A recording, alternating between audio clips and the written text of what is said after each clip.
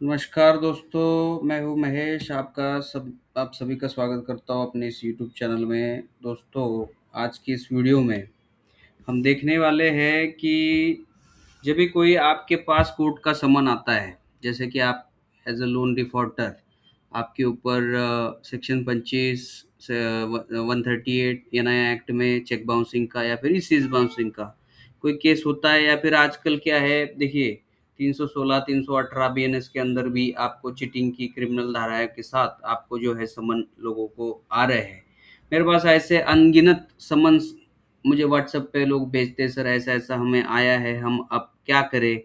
मान लो आज हमें ये समन मिला है, आज हमने इसको रिसीव किया है, बट हम आगे कोर्ट को अटेंड ना करें तो हमारे साथ क्या होने वाला है, इसका हमें थोड़ा सा एक अच्छे से एक वीडियो में एक्सप्लेन करिए और हमें बताइए। तो इसीलिए मैं दोस्तों आज का ये वीडियो बना रहा हूँ। जब आपके पास कोई कोर्ट का समन आता है, 138 हो चाहे सेक्शन 25 का हो, चाहे 316 318 में आया हो, तो आगे आपको क्या प्रोसीजर फॉलो करनी है, और क्या आप मान लो आपके पास ऐसा समन आता है और आप नहीं जा पाते कोर्ट में, तो आपके साथ क्या होने वाला है, ये मैं आपको आज इस वीडियो में आपको बताने जा रहा हूँ। अब सबसे पहले, आप एक लोन डिफॉल्टर हो, ठीक है, या आपने एक तो चेक बाउंस किया या तो ईसीएस बाउंस कर दिया है, ठीक है।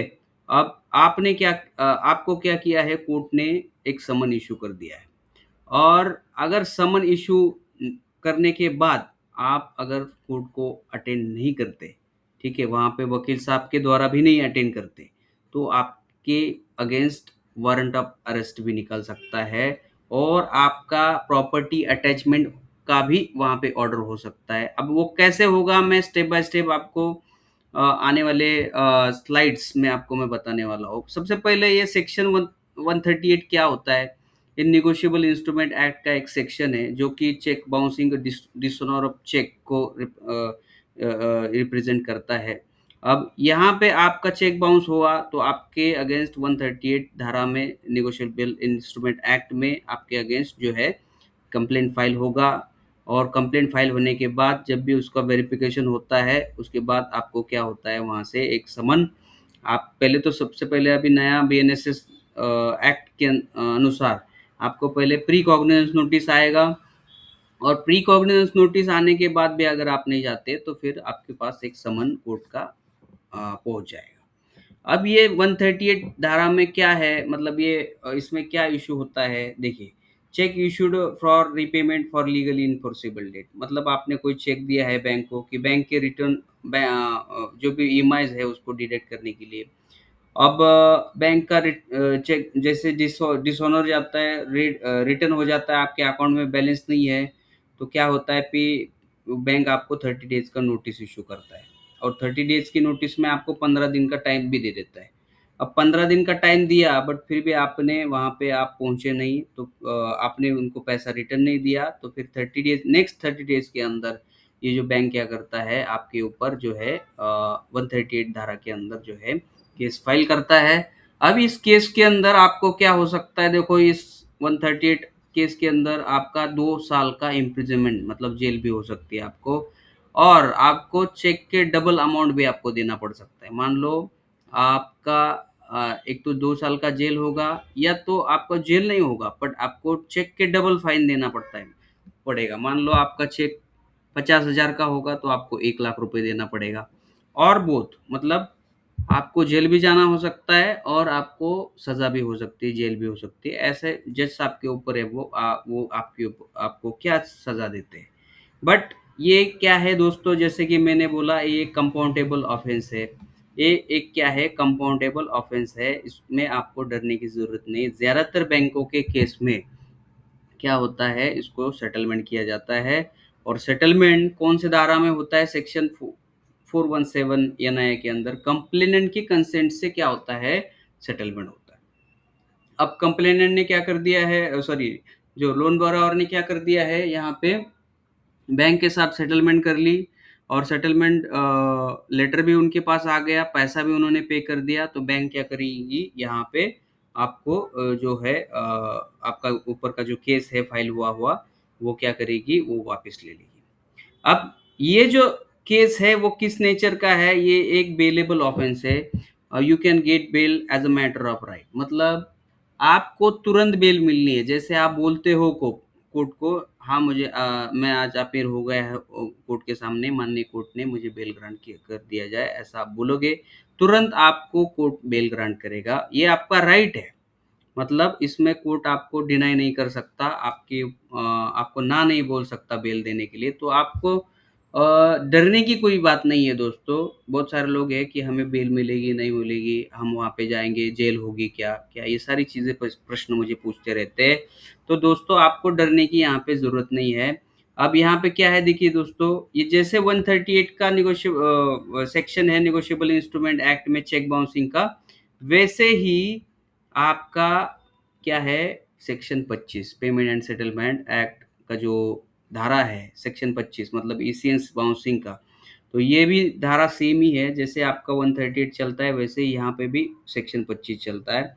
ये सेम एग्जैक्टली 138 के जैसे, इसमें भी आपको 2 साल की जेल है, इसमें भी आपको सॉरी, एक मिनट, थोड़ा सा ये यहाँ पे भी आपको आप देख सकते हैं, यहाँ पे तो यहाँ पे आपको सेम 2 साल का या तो आपको जेल होगा या तो डबल फाइन होगा, है ना। पनिशमेंट सेम है इसमें, जैसे 138 में आपको 2 साल है ना यहाँ पे देखिए। और वैसे भी यहाँ पे सेक्शन 25 में भी दोनों पे, यहाँ पे बस फिजिकल चेक बाउंस होता है, यहाँ पे नेच जो आपने प्रोवाइड किया रहता है वो नेच जो है बाउंस होता है, बस इतना ही इसमें क्या है फ़र्क है, ठीक है। तो ये था सेक्शन 25 और 138 में। बहुत सारे लोग मुझे पूछते रहते हैं कि सर क्या ये 138 में किस तरीके से हमें हैंडल करना है 138 को, और सेक्शन 25 को किस तरीके से हैंडल करना है। दोनों सिमिलर सेक्शन है, सिमिलर सजा उसमें पनिशमेंट के प्रावधान है, और सिमिलर दोनों भी क्या है, बेलेबल ही है, मतलब उसमें डरने की ज़रूरत नहीं। जैसे आप कोर्ट के सामने अपीयर हो जाते हो तो आपको तुरंत वहाँ पे क्या करनी है, बेल मिल जानी है दोस्तों, ठीक है। तो डरने की यहाँ पे बात नहीं है। तो नेक्स्ट है, अब और कुछ लोग हैं कि जिसमें आपको ये धाराओं में आपके पास समन आ रहे हैं, जो बैंक जो होती है एनबीएफसी कंपनी जो होती है, ये इन दोनों सेक्शनों में क्या कर रही है, लोन बोरोवर के अगेंस्ट जो है केस कर रही है। अब उसमें सेक्शन होता है वो 316 318, मतलब ये सेक्शन है 316 का क्रिमिनल ब्रीच ऑफ ट्रस्ट, और सेक्शन 318 है मतलब 318 का चीटिंग का है। मतलब यहाँ पे क्रिमिनल और ब्रीच ऑफ ट्रस्ट, मतलब ये ट्रस्ट ब्रीच किया है, यहाँ पे चीटिंग किया है, ऐसा ये 2 सेक्शन है। ऐसे दोनों सेक्शन लगा के एक समन आपको वहाँ पे प्राप्त होता है। अभी मैंने इससे पहले वीडियो में कैसे समन होते हैं, दिखते कैसे हैं, ऐसे मैंने बहुत सारे वीडियो बना के रखे हैं, आप वो भी देख सकते हैं, तो आपको उसमें समझ में आएँगे, ठीक है। तो अब यहाँ पे मैं बस आपको अच्छे से उसको आज वो केस कैसे हैंडल करना है, आप नहीं जाएँगे तो आपके साथ क्या होगा, ये सारी चीज़ें, मतलब ये ट्रायल कैसे चलेगी, ये मैं आपको आज की इस वीडियो में आपको समझा रहा हूँ दोस्तों। तो यहाँ पे क्या है, you were interested with money और प्रॉपर्टी, ठीक है, you dishonestly used converted it for your own purpose, और taking loan and using fund contrary to agreement.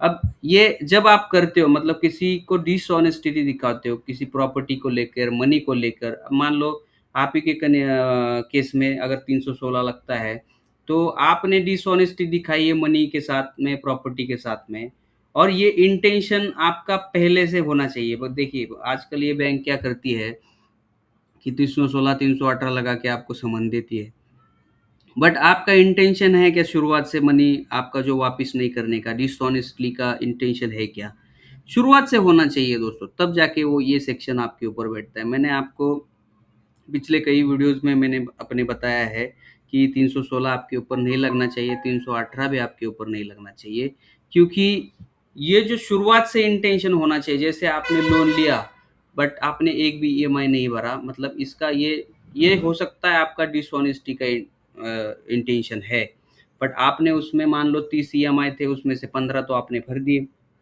But 15 आप भर नहीं सके ताकि आपके पास कुछ जॉब लॉस हो गया है, कुछ बिजनेस लॉस हो गया है ना, या फिर कोई मेडिकल इमरजेंसी आ गई है, इसलिए आप भर नहीं पाए। तो ये डिसऑनेस्टी का इंटेंशन यहाँ पे होता है क्या, यहाँ पे मेंस रिया होना बहुत जरूरी है। मेंस रिया मतलब दोषी मन होना बहुत जरूरी है, क्योंकि आपका यहाँ पे दोषी मन है ही नहीं।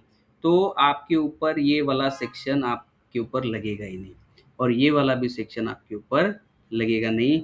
देखिए दोस्तों, अब ये यहाँ पे भी क्या है, you deceived the lender bank, you induce them to deliver money by false promise, you had no intention to repay. पर यहाँ पे भी सेम है, चीटिंग करना मतलब अब जनरली आप धोखाधड़ी करना, ऐसा हम हिंदी में बोल सकते हैं। अब आपका यहाँ पे धोखाधड़ी का पहले से आपका इंटेंशन था क्या? तो पहले से इंटेंशन तो हमारा है था ही नहीं। हमने तो कई सारे ईएमआई इसमें भर दिए हैं, और कुछ ईएमआई हमसे बाउंस हो गए हैं, और वो हम भरने का इंटेंशन भी दिखाते हैं। हम बैंक को प्रायर नोटिस भी भेजते हैं। मैंने प्रायर नोटिस कैसे बनाना, ये भी हमने अपने इस वीडियो में इस चैनल पे डाल रखे हैं।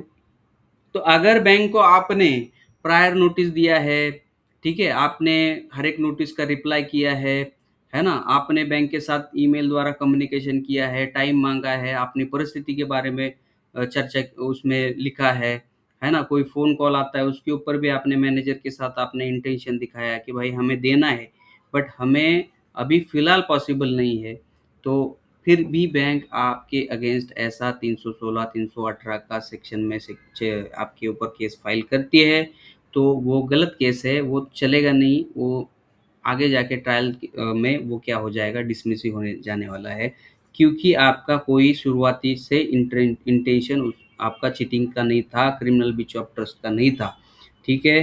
तो ये देखिए, इसमें क्या है, ये 3 साल तक का इसमें सज़ा है, इसमें भी 3 साल तक का है।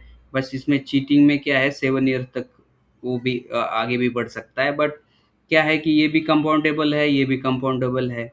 अब ये कंपाउंडेबल है विदाउट कोर्ट परमिशन, और ये कंपाउंडेबल है विद कोर्ट परमिशन। अब क्या है, कंपाउंडेबल की तो यहाँ पे आगे जाके बात होगी, बट ये केस हमारे ऊपर बनता ही नहीं। जैसे आपके पास प्री कॉग्निजेंस नोटिस आता है 316, 318 में, तो आपको जाना है कोर्ट और बोलना है कि हमारा शुरुआत से कोई इंटेंशन ही नहीं था कि हम इसको लोन को डुबाना है, लोन को नहीं देना है, चीटिंग करना है, ट्रस्ट को ब्रीच करना है, क्योंकि हमने इसमें कई सारे ईएमआई भी भरे हैं, हमने बैंक को लेटर्स भी लिखे हैं, तो ये केस हमारे ऊपर बनेगा ही नहीं। तो ये इस प्रिकॉग्निजेंस स्टेज में ही ये केस को डिसमिस किया जाए, तब आपका जो केस है वहाँ पे मैजिस्ट्रेट साहब एनालाइज करके उसको क्या करेंगे, डिसमिस करेंगे। ये बात आप यहाँ पे दोस्तों ध्यान में रखिए, ठीक है। तो चलिए आगे बढ़ते हैं। और अब अगर देखोगे तो यहाँ पे मैंने एक चार्ट भी दिया है कि 138 क्या है, चेक बाउंस का है, सेक्शन 25 क्या है, ईसीएस बाउंस का है, 316 criminal breach of trust, 318 cheating का है, इसमें कितना सज़ा है, इसमें क्या है, ये फाइन क्या होता है, दो 2x चेक अमाउंट के होता है, या फिर 2x यहाँ पे सेक्शन 25 में जाओगे तो आपका ईसीएस बाउंसिंग का डबल अमाउंट आपको देना पड़ेगा। दोनों भी क्या है, अवेलेबल है ना? ये सारी चीज़ें यहाँ पे आपको बस समझने के लिए मैंने यहाँ पे चार्ट दिया है, ठीक है। अब मान लो दोस्तों आपके पास ऐसा समन आया, बट आपको उस आपने इसको इग्नोर किया है, ये आपके लिए दोस्तों डेंजरस हो सकता है।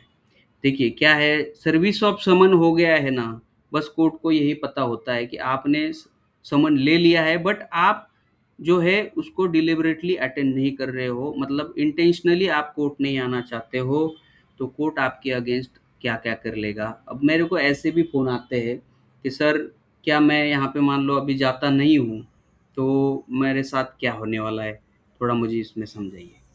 जैसे कि पहले एब्सेंस, मतलब आपको समन मिल गया बट आप गए नहीं। अब सबसे पहले तो प्री कॉग्निजेंस नोटिस आएगा, और प्री कॉग्निजेंस नोटिस में आपका आपने रिप्लाई वहाँ पे नहीं दिया, तो आपके अगेंस्ट प्री कॉग्निजेंस वाला स्टेज खत्म हो जाएगा और आपके अगेंस्ट समन इश्यू हो जाएगा। और समन आएगा, आपने ले भी ले लिया और फिर भी आप नहीं गए, तो देखिए अब यहाँ पे होगा क्या कि केस एडजॉर्न होगा, next date is given, no immediate action will be taken, but it will be noted on record. मतलब आपका क्या है कि आपने कोर्ट को समन मिलने के बाद भी आप आए नहीं है, और फिर भी जो है नहीं आने की वजह से तो आपको जो है एक डेट दिया जाएगा, बट सेकेंड एब्सेंस में, जैसे आप सेकेंड एब्सेंस में अब फिर भी आप जाते नहीं हो, तो कोर्ट क्या करेगी, court issue bailable warrant, police directed to bring you to court, you can get bail for paying surety amount. अब कोर्ट क्या करेगी, कि आपके अगेंस्ट जो है बेलेबल पहले वारंट निकाल लेगी, और पहले तो आपको पुलिस के द्वारा बेलेबल वारंट दिया जाएगा।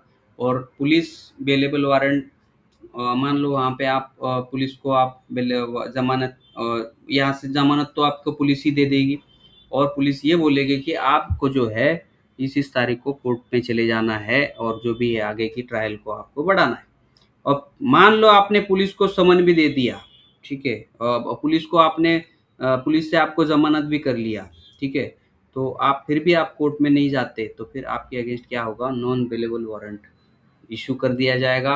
अब नॉन बेलेबल वारंट क्या है, अब कोर्ट तो समझ लेगी कि भाई ये देखो, इसने पहले दूसरे तीसरे बार भी इग्नोर कर दिया, अब ये तो आना ही नहीं चाहिए, चाह रहा है ये कोर्ट को, क्या कोर्ट की क्या कर रहा है, अवमानना कर रहा है।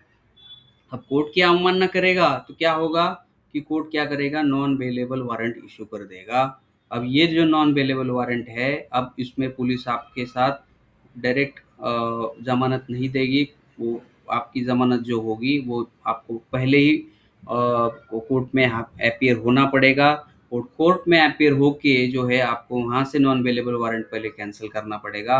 बहुत सारे ऐसे लोग हैं जो जो हमें कांटेक्ट करते हैं, हमें समन भेजते हैं, बट हमने उनको बोला कि नहीं आप वहाँ पे प्रेजेंट हो जाइए, या फिर अपने एडवोकेट साहब के द्वारा प्रेजेंट हो जाए, या फिर हम अपने भी लॉयर हैं वहाँ पे, पैनल लॉयर, उनको उनके द्वारा हम अपीयर हो जाते हैं, बट वो क्या है उस पे उसको इग्नोर कर देते हैं, तो आपको नॉन बेलेबल वारंट इशू हो जाता है। ऐसे कई लोग हैं मेरे साथ, तो बोलते हैं सर अभी क्या, अब क्या करें, अब तो क्या करेगा, पुलिस आएगा आपको अरेस्ट ही करेगा, ठीक है। बेल क्या करेगी, बस कोर्ट ही आपको देगी, दूसरा यहाँ पे कोई बेल आपको देने नहीं वाला, ठीक है, नॉट ऑटोमेटिक बेल यहाँ पे। अब फिर भी मान लो नॉन अवेलेबल वारंट निकल गया है, और फिर भी मान लो आप पुलिस को मिले नहीं, अब आपके साथ क्या होने वाला है ये भी आप देखिए। अब यहाँ पे क्या होगा, एक्स पार्टी प्रोसीडिंग आपके अगेंस्ट चलेगी, और case decided in your absence, मतलब कोर्ट ये देखेगी, बोलेगी कि हाँ इसको हमने अपॉर्चुनिटी दी, बट ये जो है कोर्ट में आया नहीं है, और अभी क्या करेगा, कोर्ट कोर्ट जो है आपके अगेंस्ट एक्स पार्टी प्रोसीडिंग चालू करेगा, और एक्स पार्टी प्रोसीडिंग में हो सकता है आपको सजा भी हो जाए, 2 साल का जेल भी हो जाए, आपको चेक का डबल अमाउंट देना पड़े, ईसीएस का डबल अमाउंट देना पड़े, और हो सकता है यहाँ पे कोर्ट में अटैच योर प्रॉपर्टी ऑल्सो, मतलब कोर्ट आपकी प्रॉपर्टी को भी अटैच करने का वहाँ पे जो है पावर रखता है, कि कोर्ट की वारंट को, कोर्ट के समन को आपने इग्नोर कर दिया है, तो यहाँ पे कोर्ट का ये भी पावर जो है वहाँ पे आपको आपकी प्रॉपर्टी अटैचमेंट का भी पावर कोर्ट के पास है, ठीक है। तो अब ये देखते हैं कि दोस्तों की बेलेबल वारंट और नॉन बेलेबल वारंट में क्या फ़र्क है। अब बेलेबल वारंट क्या होता है, अब ये मैंने आपको समझा दिया है, अब यहाँ पे ज़्यादा हम वक्त नहीं करेंगे, और नॉन बेलेबल ये पॉइंट्स आप यहाँ पे पढ़ भी ले सकते हैं।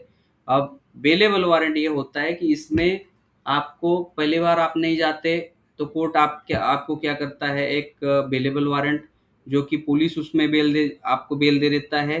अब मान लो आपने बेलेबल वारंट में भी आप नहीं गए, तो आपको क्या करेगा, नॉन बेलेबल वारंट कोर्ट आपके अगेंस्ट इशू करेगा, बट यहाँ पे आपको पुलिस मस्ट अरेस्ट करना है, आपको पुलिस पुलिस को यहाँ पे अरेस्ट करके ही लेके आना है। बेल आपको पुलिस के द्वारा नहीं मिलेगी, बट आपको यहाँ पे 24 आवर्स के अंदर नज़दीकी मैजिस्ट्रेट, क्योंकि यहाँ पे क्या है, लोन बोरोवर के केस में ये जो है ज़्यादातर ये वारंट जो होते हैं अदर स्टेट से आते हैं, अदर स्टेट में ये लोग केस फाइल करते हैं, तो यहाँ पे क्या है, नज़दीकी मैजिस्ट्रेट्स आपके पास 24 आवर्स के अंदर आपको वहाँ पे क्या बोलते हैं, अपीयर किया जाता है पुलिस के द्वारा, और वहाँ से भी फिर आप बेल ले सकते हैं मैजिस्ट्रेट साहब के द्वारा, और उसको बोलते हैं ट्रांजिस्ट बेल, ठीक है। अब बट इतना होने से देखिए, ये सारा होगा तो बहुत आपकी परेशानियां बढ़ जाती है, बहुत सारे लोग डर जाते हैं, तो मुझे लगता है कि इतना टाइम आप वेट ना करिए, आप ज़रूर अपने लॉयर से जो है कंसल्ट करिए, और आगे की प्रोसीजर आप जो है चालू करिए, ठीक है। एक्स पार्टी प्रोसीडिंग कैसे चलेगी, अब ये भी आप यहाँ पे मैं समझाना चाहूँगा। Court convict you under section 138 316 318 simply because you are not there to deny the charges. मतलब देखिए, आपने समन ले लिया है, आपने वारंट भी ले लिया, आपको सारे मौके दे दिए हैं, बट आप वहाँ पे अपीयर नहीं हो पाए। आपने आपका जो भी कहना है, मतलब आपका जो भी रिप्लाई है, वो कोर्ट को आपने नहीं दिया।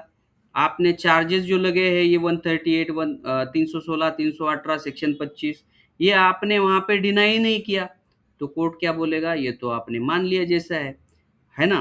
तो ऐसे क्या है, कोर्ट क्या करेगा, सेंटेंस इम्पोज करेगा आपके ऊपर, imposed and fine, imprisonment and और fine is awarded, a warrant for your arrest to serve sentence immediately issue. मतलब जैसे आप जाओगे नहीं, आपने समन सारे ले लिए हैं, या फिर मान लो दोस्तों, आपने समन को लिया नहीं, आपने समन को वापिस कर दिया, तो भी ये पकड़ा जाता है कि समन आपको सर्व हो गया है। बहुत सारे लोग बोलते हैं कि सर हमने तो समन ले लिया नहीं, हमारे ऊपर कोई केस ही नहीं चलेगा अभी। बट ऐसा नहीं है, जैसे आपने समन समन को रिटर्न कर दिया, तो ये पकड़ा जाता है कि आपने समन को ले लिया है। ठीक है, ऐसे पकड़ के आपके अगेंस्ट जो है एक्स पार्टी केस चालू होगा। अब यहाँ पे क्या होगा, जैसे आपने कोई चार्जेस आपके ऊपर के डिनाई नहीं किए, तो क्या होगा कि यहाँ पे आपके अगेंस्ट जो है ये सेंटेंस इम्पोज होगा, आपको इम्प्रिजमेंट भी होगा और फाइन भी अवार्ड होगा, और आपके अगेंस्ट तुरंत वारंट फॉर योर अरेस्ट ऐसा इशू हो जाएगा, और आपको जहाँ पे आप मिलते हो वहां से पकड़ के आपको जेल में डाला जाएगा, क्योंकि आपके अगेंस्ट अभी अब क्या हो गया है, ऑर्डर हो गया है, जजमेंट हो गया है, आपको जेल में डालने का, इम्प्रिजमेंट या फिर अवार्ड, फाइन जो है आपसे अवार्ड किया, जो भी बोला गया है, वो फाइन रिकवर करने के लिए। ठीक है। अब यहाँ पे क्या हो सकता है, प्रॉपर्टी अटैचमेंट, कोर्ट में order attachment of your movable and immovable property to recover to fine and compensation. अगर आप मान लो फाइन वगैरह जो भी कोर्ट का या फिर अवार्डेड अमाउंट जो है आपने दिया नहीं, तो आपकी प्रॉपर्टी भी वहाँ पे अटैच की जा सकती है। अब यहाँ पे क्या है कि हार्डर टू चैलेंज, मतलब जैसे अब यहाँ पे आपने बहुत बड़ी गलती कर दी कि आपने कोर्ट के सामने आप अपेयर नहीं हुए।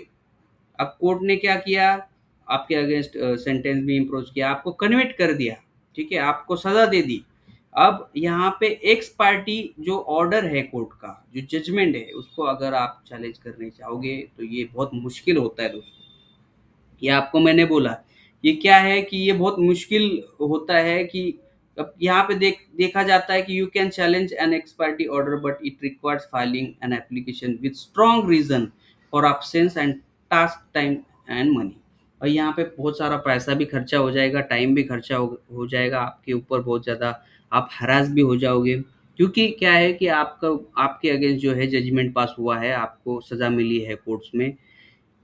बट यहाँ पे आप अपील कर भी सकते हो, एक्स पार्टी ऑर्डर को आप अपील कर ही सकते हो, बट क्यों, कैसे करेंगे, आपके पास कोई स्ट्रॉन्ग रीज़न होना चाहिए कि जैसे कि आप कहीं पे जिस जगह पे थे यहाँ वहाँ से आपको निकलना पॉसिबल ही नहीं था, आप कुछ मेडिकल इमरजेंसी आ गई थी, आपके पास जो स्ट्रॉन्ग रीज़न होगा वो रीज़न आपको बताना पड़ेगा, तब जाके ऐसा ऑर्डर जो है चैलेंज हो जाता है और सेटिस्फाइड हो जाता है। और इस तरीके से जो है दोस्तों, हमें जो है ट्रायल जो भी है कोर्ट का अटेंड करना बहुत ज़रूरी है, ये आपको बात समझ लेनी चाहिए। ठीक है। अब प्रॉपर्टी अटैचमेंट की प्रोसेस क्या होगी, ये भी क्वेश्चंस आते हैं बहुत सारे लोगों की कि सर प्रॉपर्टी अटैचमेंट कैसा होता है इस क्रिमिनल केसेस में। अब क्या करता है, देखो, कोर्ट ऑर्डर करेगा for attachment of your property, court passes an order directing attachment of your property after non appearance और कन्विक्शन। ठीक है। अगर आप नॉन अपीयरेंस भी होगे तो भी अटैचमेंट ऑफ प्रॉपर्टी हो सकता है। अब आप कन्विक्शन भी हो गया, मान लो आप दोषी सिद्ध हो गए आपके ऊपर, और फिर भी ये कोर्ट क्या कर सकता है, ये कोर्ट क्या है, अटैचमेंट का ऑर्डर निकाल सकता है। अब notice to you and register, मतलब रजिस्टर द्वारा क्या होता है, आपको पहले property can not be sold and transferred after this, मतलब पहले तो जो लोकल अथॉरिटी रहती है उनके पास ये जो है नोटिस चली जाती है कि इनके पास ये प्रॉपर्टी है, इसको आप जो है सोल्ड ना करिए, मतलब इसको सेल नहीं करना है, क्योंकि इसके ऊपर क्या है, कोर्ट का जो है बोझा वहाँ पे चढ़ गया है। अब फिजिकल अटैचमेंट, अब यहाँ पे कोर्ट बेलीफ द्वारा, पुलिस द्वारा physically attach property seal placed, you lost right to sell on mortgage और यूज दिस प्रॉपर्टी।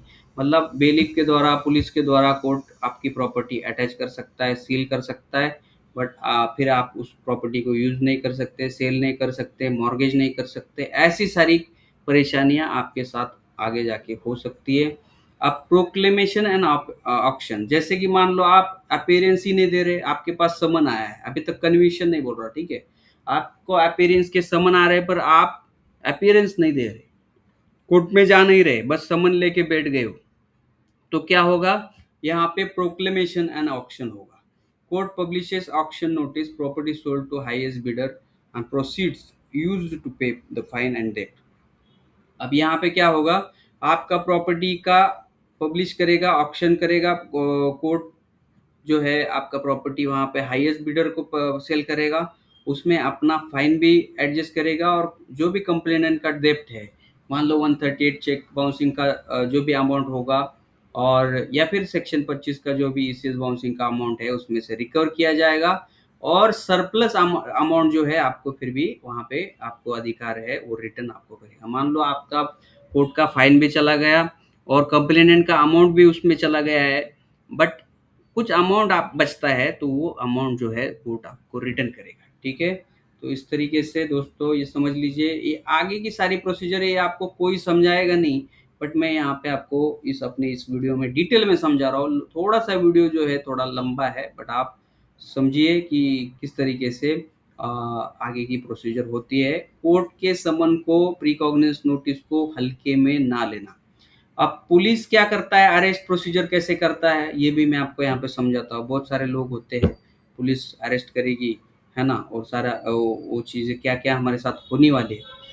अब यहाँ पे पुलिस क्या करेगी? पहले तो verify warrant issue bye magistrate, पहले वारंट वेरीफाई करेगी। Visit your phone, home, work place, last known address, सब जगह पे पुलिस जाएगी, आपको शो करेगी वारंट, स्टेट ऑफ कौन सा वारंट है, क्या आपने ऑफेंस किया है। You are taken to the nearest police station, आपको पुलिस स्टेशन लिया जाएगा। Police must produce you before magistrate within 24 hours. अब ये प्रोसीजर है दोस्तों, ठीक है? मैं आपको ये प्रोसीजर बता रहा हूँ, इसमें बचने के तरीके बहुत सारे हैं, बट आपके साथ प्रोसीजर क्या है मैं आपको ये बताने जा रहा हूँ। अब इसको आप सीरियस रख के ही आपको आगे की सारी प्रोसीजर करनी है दोस्तों, वैसे आपको इसको इग्नोर नहीं करना है। You have the right to conduct a lawyer immediate, contact lawyer immediate. मतलब जैसे आपको पुलिस अरेस्ट करने जा रही है, ऐसा ऐसा पुलिस ने बोला, तो आपको राइट है, आपको कॉन्स्टिट्यूशन में अधिकार दिया गया है कि आप इमीडिएटली अपने लॉयर को कांटेक्ट करें। If the offence is bailable, bail can be given at the police station. मतलब बेलेबल ऑफेंस है तो पुलिस स्टेशन से ही बेलेबल बेल मिल जाएगी, अगर नॉन बेलेबल ऑफेंस है तो पुलिस स्टेशन नहीं देगी, फिर वो कोर्ट में जाके जो है आपको बेल लेना होगा, ठीक है? तो आगे बढ़ते हैं। यहाँ पे देखो, दो प्रकार की जेल होती है, सिंपल इम्प्रिजनमेंट और रिग्रेस इम्प्रिजनमेंट।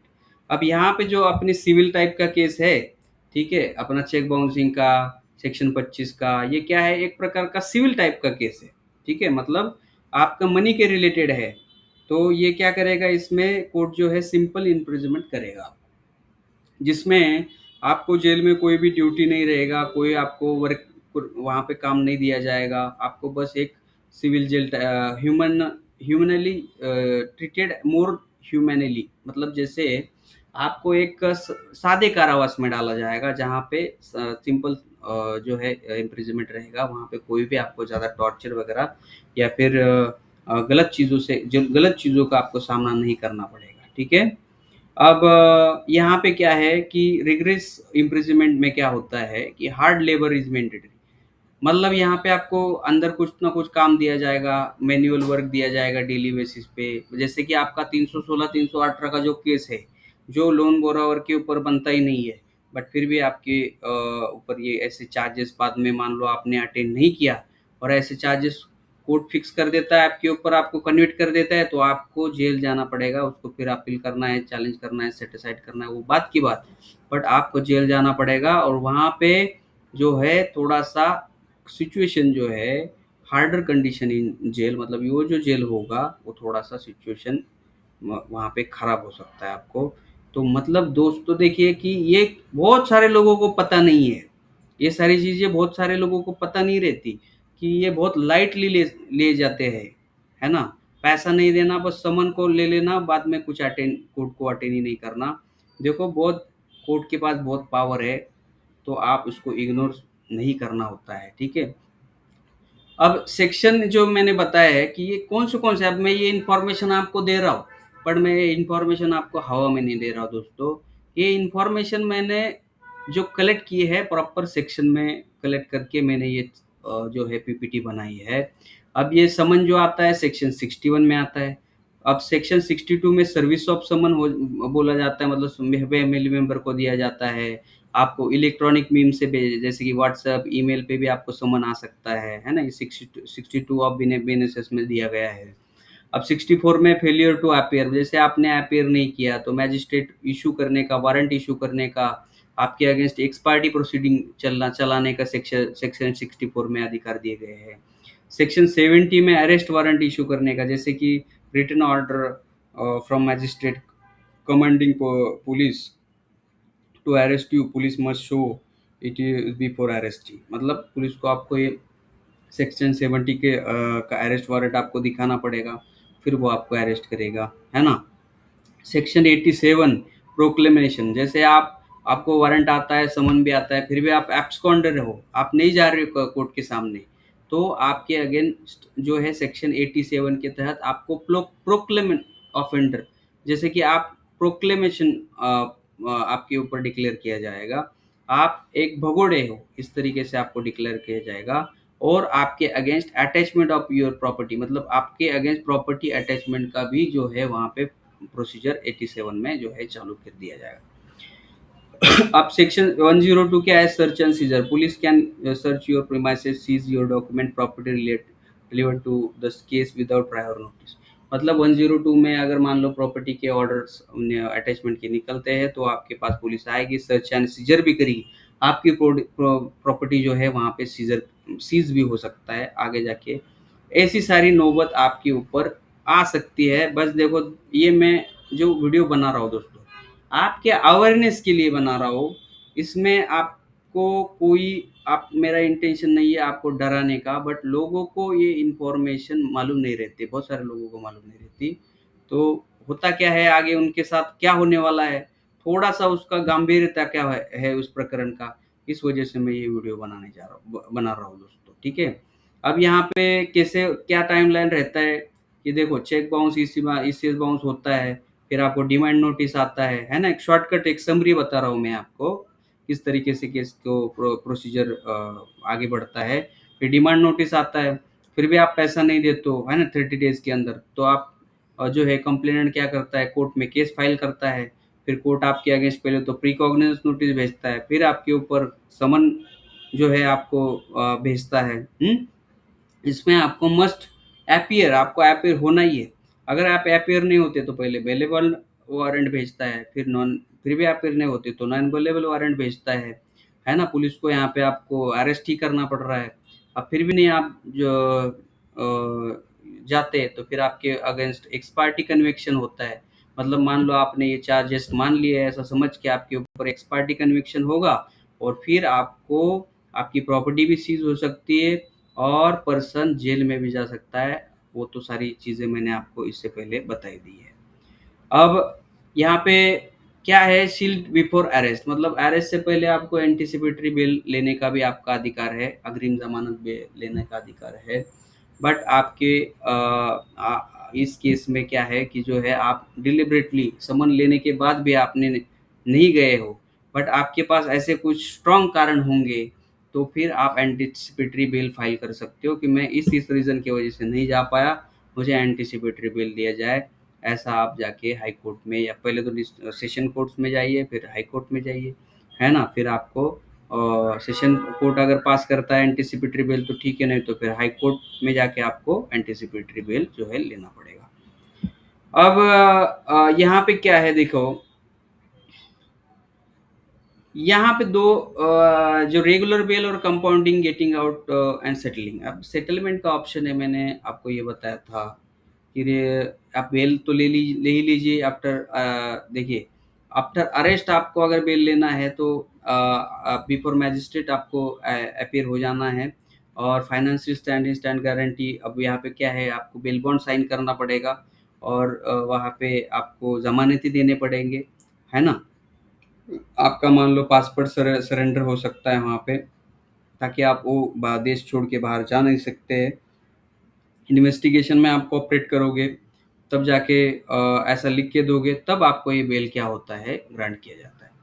बट आपको यहाँ पे एक और ऑप्शन है, बेस्ट आउटकम अगर चाहिए, only possible with the consent of complainant. अगर आपको सेटलमेंट करना है तो आपको जो है बैंक या फिर एनबीएफसी जो भी कंप्लेनेंट पार्टी है उससे आप क्या करिए, सेटलमेंट करिए। चेक अमाउंट, इंटरेस्ट, कॉस्ट वगैरह जो भी लग गया है आप उनको दे दीजिए, या फिर कोई भी एक अमाउंट है वो आप, अभी लोन बोरोवर की कंडीशन में तो देखिए सेटलमेंट बहुत कम होती है, 20 से 25% में होती है। मैंने बहुत सारे अपने क्लाइंट्स की एक्सपीरियंस से मैंने देखा कि जैसे आपका सेटलमेंट लेटर आता है तो क्या करता है कंप्लेनेंट, खुद ही अपना केस जो है नेक्स्ट डेट में या फिर 1-2 डेट में वो क्या करता है, विड्रॉ करता है। बट कभी-कभी क्या है, ये बैंक वाले क्या है अपना केस वापस नहीं लेते, तो हमें भी अपीयर, आपके द्वारा भी एक वकील अपीयर होके जो है सेटलमेंट लेटर, पेमेंट ट्रांज़ैक्शन सारे दिखा के कोर्ट में जो है वो केस डिस्पोज़ ऑफ करने के लिए बोल सकते हैं, ठीक है? तो इस तरीके से होता है दोस्तों, ठीक है? अब मान लो आपके अगेंस्ट वर्स्ट कंडीशन में, आप मान लो आपके अगेंस्ट आप जा ही नहीं पाए कोर्ट में और आपके अगेंस्ट ऑर्डर भी पास, कन्विक्शन ऑर्डर भी पास हो गया है, बट आपके पास रीज़न है कि मैं इस वजह से जो है कोर्ट में अपीयर नहीं हो पाया, तो आपका एक राइट बनता है, तो इस ऑर्डर को आप सेट असाइड कर दिया जाए, ऐसा आप वहाँ पे जो है एप्लीकेशन लगा सकते हैं। अब file an application under section 400 BNSS from same court that pass the ex order, you must do this quickly, court are strictly about delay, the application must explain your reason and absent with proof. मतलब आपको same court में section 400 BNSS में आपको क्या करना है, जो है वहाँ पे एप्लीकेशन लगाना है कि आप इस ऑर्डर को क्या करिए, सेट असाइड करिए, ताकि मैं इस प्रोसीडिंग को जो नहीं कर पाया था, मेरी मेडिकल सर्टिफिकेट देखिए, मेरे ट्रैवल रिकॉर्ड देखिए, जेन्युइन इमरजेंसी देखिए, और ये सारी कंसिडर करके जो है मैं एक्स पार्टी ऑर्डर जो है सेट असाइड सेम कोर्ट में आप लगा के वो जो ऑर्डर है सेट असाइड करने के लिए बोल सकते हैं। मान लो वो सेम कोर्ट ने आपका ऑर्डर जो है सेटिस्फाइड नहीं किया, तो आपको मान लो उसमें डिसमिस हो गया, रिजेक्ट हो गया, तो आपको अपील करना है हाई कोर्ट में, ठीक है? और हाई कोर्ट में आप जो है रिवीजन भी कर सकते हो, अपील भी कर सकते हो।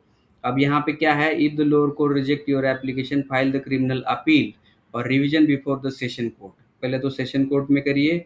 You can also approach the high court directly through a revision petition if the lower court order is grossly unjust और विदाउट जुडिक्शन, ठीक है? ऐसा अगर होगा तो आपका वहाँ पे जो है अपील को कंसिडर करते हुए, रिवीजन को कंसिडर करते हुए आपका जो भी ऑर्डर जो है अगेंस्ट हुआ वो सेट असाइड किया जाएगा, उसको रिजेक्ट किया जाएगा, ठीक है?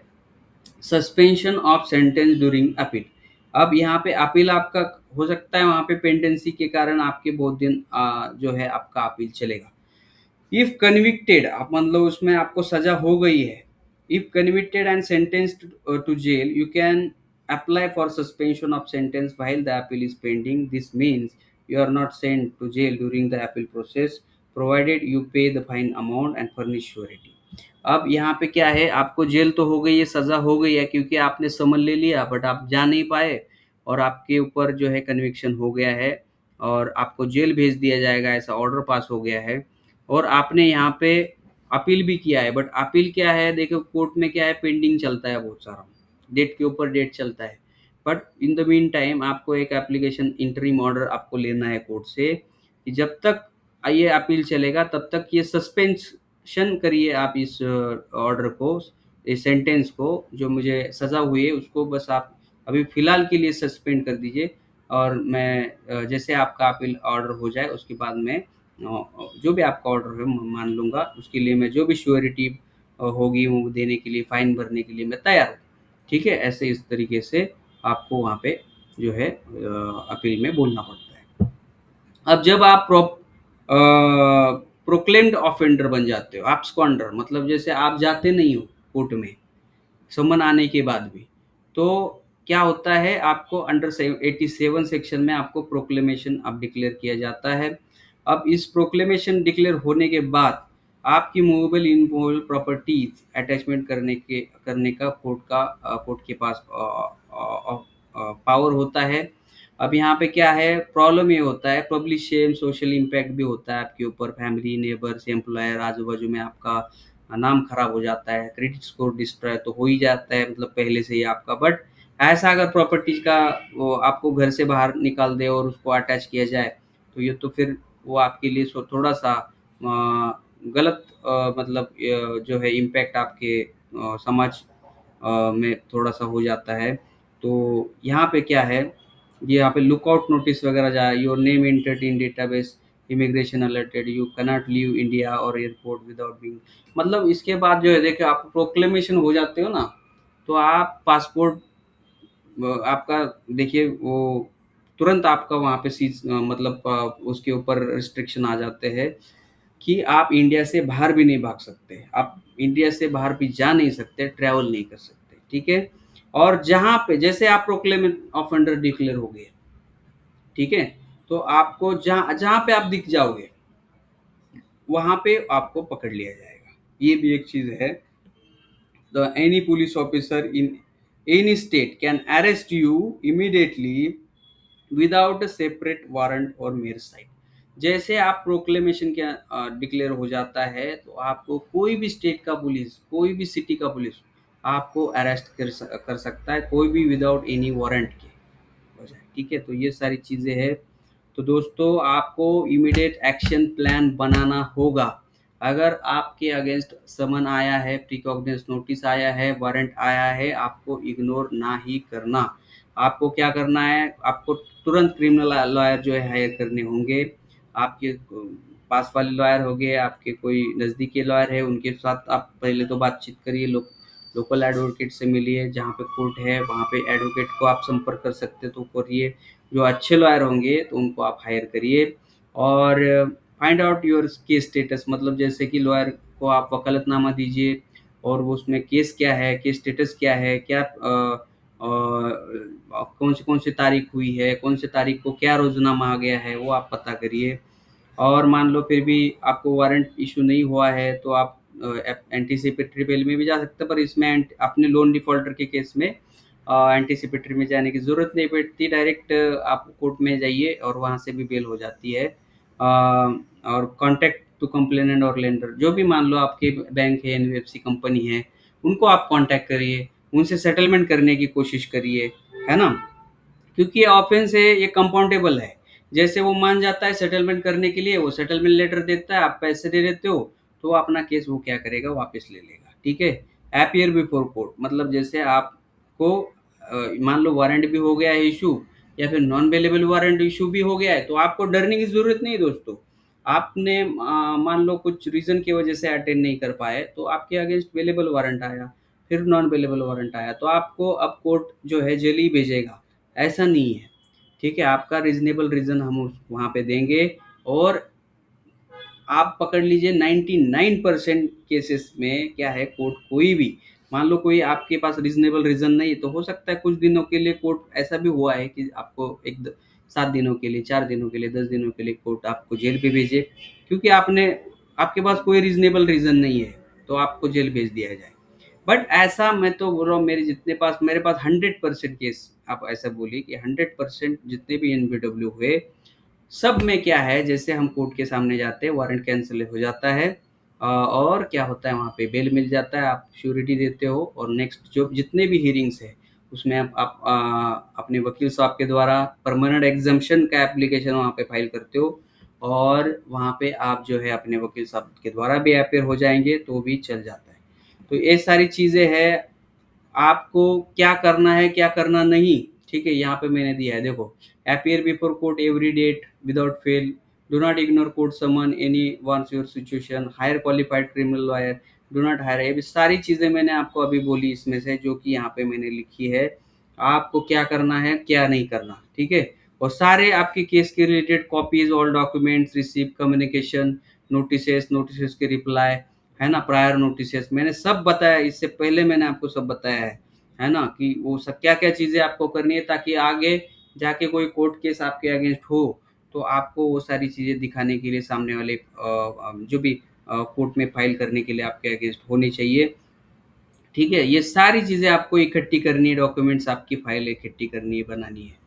अब आगे जाके रिसोर्सेज टूल, और इसमें मान लो आपके अगेंस्ट केस चालू हुआ है ऐसे मान लो आपको पता चल जाता है, तो आप उसका केस नंबर मिला है तो आप ई कोर्ट साइट पे जाइए, आपकी डेट्स देखिए, आपके ऑर्डर ऑनलाइन देखिए, क्या क्या ऑर्डर हुआ है। अब आजकल तो ई कोर्ट सर्विसेज की ऐप आती है, तो ऐप में जाके जाइए, आपको वहाँ से कुछ मदद मिले, है ना, मतलब आपको वहाँ पे हियरिंग के डेट्स मिल जाएंगी, और आपके अगेंस्ट कुछ ऑर्डर पास हुआ है वो भी मिल जाएगा।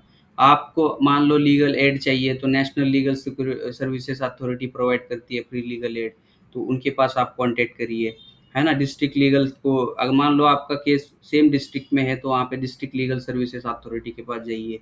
High court section local bar association के पास जाइए, वहाँ से आपको कुछ मदद मिलती है क्रिमिनल लॉयर की, है ना, क्योंकि ये क्रिमिनल केस है, सेक्शन 25 138 और 316 318। आप इस नंबर पे भी कांटेक्ट करके आप लीगल एड के लिए, हेल्पलाइन के लिए एडवाइस ले सकते हैं, है ना। आप मान लो आपने लेंडर ने, बैंक ने आपके साथ कुछ गलत किया है, चीटेड यू, मतलब गलत केस फाइल किया है, तो you can file a counter complaint at the consumer court. मतलब आपके अगेंस्ट कुछ गलत व्यवहार किया है, तो आप खुद भी बैंक के अगेंस्ट, लेंडर के अगेंस्ट जो है लोकपाल में या फिर कंज्यूमर कोर्ट में जो है आप केस जो है फाइल कर सकते हैं। दोस्तों ये सारी प्रक्रिया आपको करनी है। आपको कोई भी कोर्ट जो है कोर्ट को, समन को, प्रीकॉग्निस नोटिस को इग्नोर नहीं करना। जो चीज़ें मैंने इस वीडियो में बताई है वो सब ठीक से समझ लेना चाहिए, तो ये वीडियो आप 2-4 बार देख लेना, आपको सारी चीज़ें समझ में आ जाएगी। दोस्तों अभी अ, अगर आपको हमारी मदद चाहिए एनी स्टेज, किसी भी स्टेज पे, तो आप मुझे मेरे व्हाट्सएप नंबर पे, मेरा नंबर डिस्क्रिप्शन में है, आपको ऐसी सिचुएशन आपके ऊपर आई है, मुझे आप व्हाट्सएप करिए, मैं ज़रूर आपको हेल्प करूँगा। और चाहिए आपको लोकल एडवोकेट की भी हेल्प ले सकते हैं। अगर मेरी हेल्प लगे तो मेरे लॉयर्स भी है, हर एक स्टेट में, हर एक सिटी में मेरे लॉयर्स हैं, हमारे पैनल लॉयर्स है, उनके द्वारा भी मैं जो है आपकी हेल्प करवाऊँगा। दोस्तों बस ऐसे ही वीडियो मैं आपको बनाता रहूँगा, हर एक वीडियो में नई नई जानकारी और अच्छे से एक्सप्लेन भी करूँगा।